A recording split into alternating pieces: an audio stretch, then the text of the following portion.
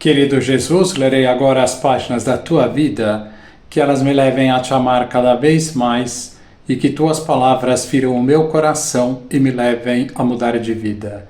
O Evangelho de hoje é o Evangelho de São João, capítulo 4, versículos 43 a 54. Naquele tempo, Jesus partiu da Samaria para a Galileia.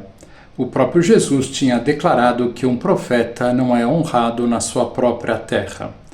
Quando então chegou a Galileia, os galileus receberam-no bem, porque tinham visto tudo o que Jesus havia feito em Jerusalém durante a festa, pois também eles tinham ido à festa.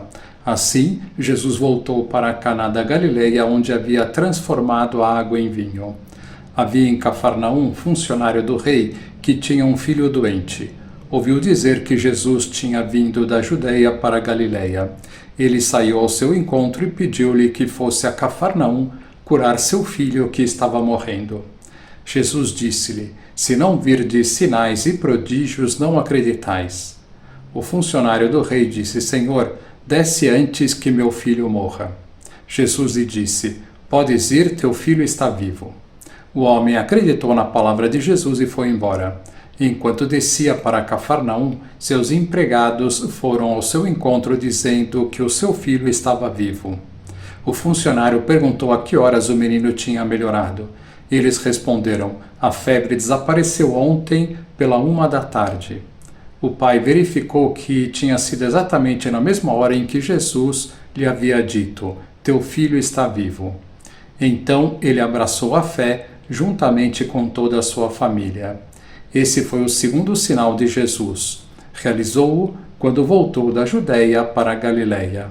Palavra da salvação. Glória a vós, Senhor. Vamos olhar para Jesus. O Evangelho de hoje nos mostra como a fé é importante para que Deus nos dê as suas graças extraordinárias. Havia em Cafarnaum um funcionário do rei que tinha um filho doente. Ouviu dizer que Jesus tinha vindo da Judeia para a Galileia.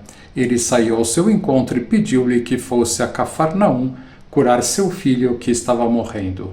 O funcionário do rei disse: "Senhor, desce antes que meu filho morra." Jesus lhe disse: "Podes ir, teu filho está vivo." O homem acreditou na palavra de Jesus e foi embora. Este funcionário, assim que chegou na sua casa, viu que seu filho estava curado e curou-se justamente na hora que Jesus disse que ele estava vivo. Peçamos a Deus no dia de hoje que nos aumente a nossa fé. Dando continuidade à nossa série sobre o inferno, Jesus, após a revelação do que dissemos na última vez, mostra a Matilde o lugar e os sofrimentos que estão reservados para a nossa geração perversa e má, se não nos convertermos. Mas antes, gostaria de falar o que o Catecismo da Igreja diz sobre o inferno e citar as visões do inferno que tiveram Santa Faustina, uma santa polonesa que morreu com 33 anos, e é esta santa que viu esta imagem de Jesus da Divina Misericórdia. Depois a visão do inferno de Santa Teresa de Ávila e a visão do inferno de Dom Bosco. Estas revelações nos ajudam a entender melhor os sofrimentos terríveis destas almas. Catecismo da Igreja. Os pontos que falam do inferno vão do 1033 ao 1036. Vejamos, diz o Catecismo. Ponto 1033. Não podemos estar em união com Deus se não escolhermos livremente amá-lo. O Catecismo aqui fala de pessoas que escolhem não amar a Deus. Mas não podemos amar a Deus se pecarmos gravemente contra Ele, contra o nosso próximo ou contra nós mesmos. O Catecismo fala aqui que também não amamos a Deus se cometemos pecados graves e não nos arrependemos deles. Morrer em pecado mortal sem arrependimento e sem dar acolhimento ao amor misericordioso de Deus significa permanecer separado dele para sempre, por nossa própria livre escolha.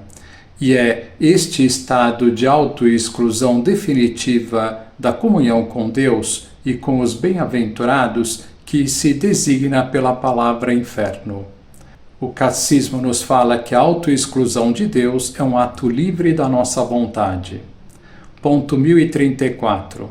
Jesus fala muitas vezes da geena, do fogo que não se apaga, reservada aos que recusam até ao fim da vida acreditar e converter-se, e na qual podem perder-se ao mesmo tempo a alma e o corpo.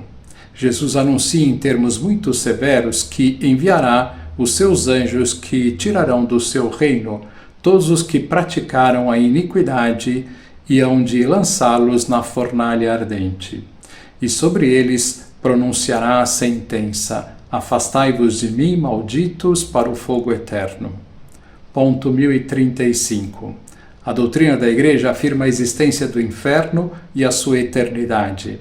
As almas dos que morrem em estado de pecado mortal descem imediatamente após a morte aos infernos, onde sofrem as penas do inferno, o fogo eterno. A principal pena do inferno consiste na separação eterna de Deus, o único em quem o homem pode ter a vida e a felicidade para que foi criado e a que aspira. Ponto 1036. As afirmações da Sagrada Escritura e os ensinamentos da Igreja a respeito do inferno são um apelo ao sentido de responsabilidade com que o homem deve usar da sua liberdade, tendo em vista o destino eterno. Constituem, ao mesmo tempo, um apelo urgente à conversão. Entrai pela porta estreita, pois larga é a porta e espaçoso o caminho que levam à perdição, e muitos são os que seguem por eles. Que estreita é a porta e apertado o caminho que levam à vida, e como são poucos aqueles que os encontram.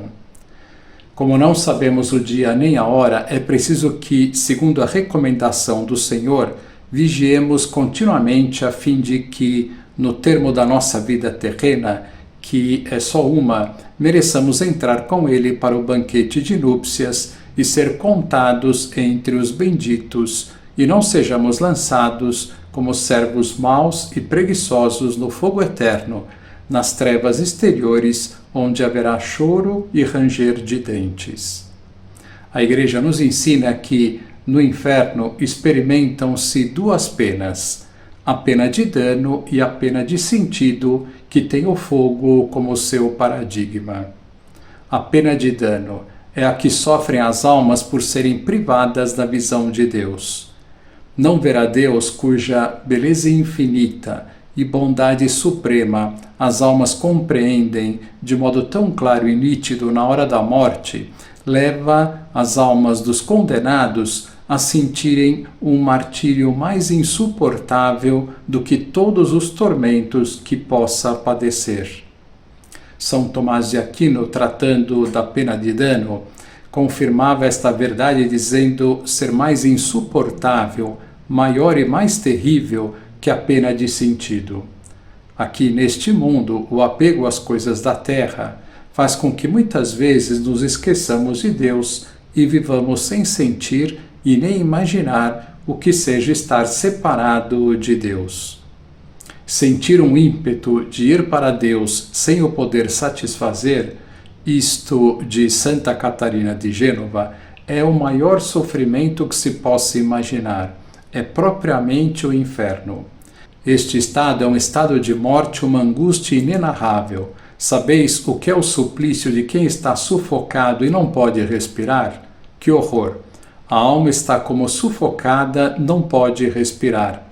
Tem-se visto neste mundo afeições tão profundas, almas que se amavam e não puderam suportar a separação e morreram de dor. O que será então o inferno? A pena de sentido. Sabemos que há no inferno um fogo inextinguível porque Jesus nos disse: além deste fogo eterno, há as trevas, o ódio, o remorso e o desespero, além de outros sofrimentos eternos. O remorso é a pena da memória que recorda ao condenado os meios de salvação que teve na terra, o desprezo a que os deu e como veio a condenar-se só por culpa sua. O desespero é a pena da imaginação que lhe representa constantemente que os seus tormentos durarão não por 1000 anos, não por milhões de anos, mas por toda a eternidade. Que lição nós podemos tirar de hoje? Que este conhecimento mais profundo do que é o inferno nos ajude a lutar com todas as forças contra o pecado e viver os 10 mandamentos. Agora vos dou a bênção para este dia, a bênção de Deus Todo-Poderoso, Pai, Filho e Espírito Santo, esteja sempre convosco e permaneça para sempre. Amém.